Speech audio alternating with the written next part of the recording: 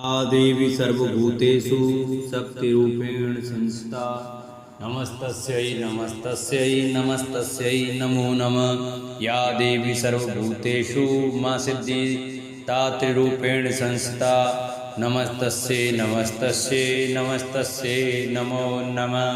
नमस्कार दोस्तों, स्वागत है आप सभी का मेरे YouTube चैनल आर के भक्ति में। भक्तों, आप सभी को नवरात्रि के नौवें दिन की हार्दिक शुभकामनाएं।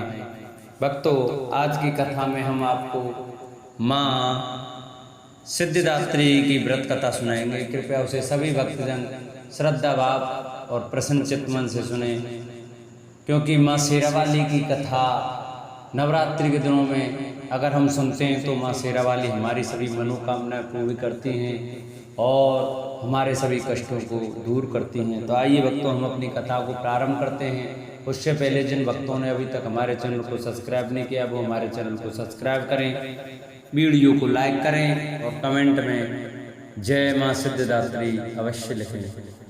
हे माँ सर्वत्र विराजमान और माँ सिद्धिदात्री के रूप में प्रसिद्ध अम्बे, आपको मेरा बारंबार प्रणाम है। मैं आपको बारंबार प्रणाम करता हूँ। हे माँ, मुझे अपनी कृपा का पात्र बनाओ।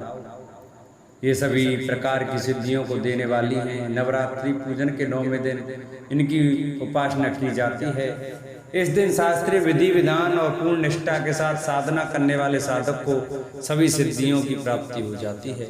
सृष्टि में कुछ भी उसके लिए अगम्य नहीं रह जाता। ब्रह्मांड पर पूर्ण विजय प्राप्त करने की सामर्थ्य उसमें आ जाती है। मार्कंडेय पुराण के अनुसार अणिमा, महिमा, गरिमा, लगिमा, प्राप्ति, प्राकम्य, ईश्वरत्व और वशित्व, ये 8 सिद्धियां होती हैं। ब्रह्मवैवर्त पुराण के श्री कृष्ण जन्म खंड में संख्या 18 बताई गई है। इनके नाम इस प्रकार हैं: अणिमा, लगिमा, प्राप्ति, प्राकम्य, महिमा, ईश्वरत्व, वशित्व, सर्वकामा वसायिता, सर्वज्ञत्व, दूरश्रवण, परकाय प्रवेशन, वाक् सिद्धि, कल्प वृक्षत्व, सृष्टि सहारक, रण समार्थ, अमरत्व, सर्वन्यायकत्व, भावना और सिद्धि। माँ सिद्धिदात्री भक्तों और साधकों को ये सभी सिद्धियां प्रदान करने में समर्थ हैं। देवी पुराण के अनुसार भगवान शिव ने इनकी कृपा से ही इन सिद्धियों को प्राप्त किया था। इनकी अनुकंपा से ही भगवान शिव का आधा शरीर देवी का हुआ था। इसी कारण वे लोक में अर्धनारीश्वर नाम से प्रसिद्ध हुए। माँ सिद्धिदात्री 4 भुजाओं वाली है। इनका वाहन सिंह है। ये कमल पुष्प पर ही आसीन होती हैं। इनकी दाहिनी तरफ के नीचे वाले हाथ में कमल पुष्प है। प्रत्येक मनुष्य का यह कर्तव्य है कि वह माँ सिद्धिदात्री की कृपा प्राप्त करने का निरंतर प्रयत्न करे, उनकी आराधना की ओर अग्रसर हो। इनकी कृपा से अनंत दुख रूप संसार से निर्लिप्त रहकर सारे सुखों का भोग करता हुआ वह मोक्ष को प्राप्त कर सकता है। नव दुर्गाओं में माँ सिद्धिदात्री अंतिम है। यह 8 दुर्गाओं की पूजा उपासना शास्त्रीय विधि विधान के अनुसार करते हुए भक्त दुर्गा पूजा के 9वें दिन इनकी उपासना में प्रवृत्त होते हैं। इन सिद्धिदात्री माँ की उपासना पूर्ण कर लेने के बाद भक्तों और साधकों की लौकिक परलौकिक की सभी प्रकार की कामनाओं की पूर्ति हो जाती है।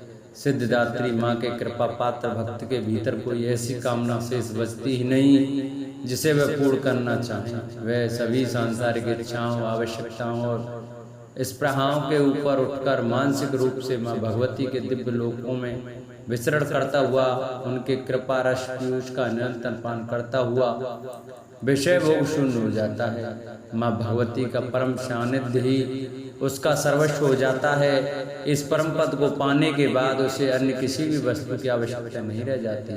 माँ के चरणों का यह सानिध्य प्राप्त करने के लिए हमें निरंतर नियमनिष्ठ रहकर उनकी उपासना करनी चाहिए। माँ भगवती का स्मरण, ध्यान, पूजन हमें इस संसार की असारता का बोध कराते हुए वास्तविक परम शांतिदायक अमृत पथ की ओर ले जाने वाला है।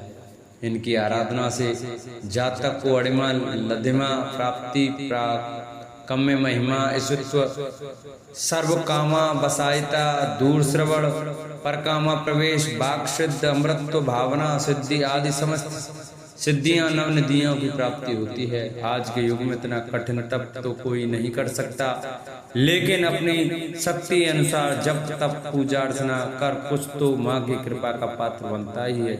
प्रत्येक सर्वसाधारण के लिए आराधना सरल है। माँ जगदम्बे की भक्ति पाने के लिए नवरात्रि में नवमी के दिन माता का पूजन करना चाहिए। बोलो सच्चे दरबार की जय, बोलो दुर्गे मात की जय। जिन भक्तों को हमारी ये वीडियो अच्छी लगी हो वो हमारी वीडियो को ज़्यादा से ज़्यादा शेयर करें। जिन्होंने अभी तक हमारे चैनल को सब्सक्राइब नहीं किया है वो हमारे चैनल को सब्सक्राइब करें, वीडियो को लाइक करें और कमेंट में जय शेरा वाली माँ की अवश्य लिखें।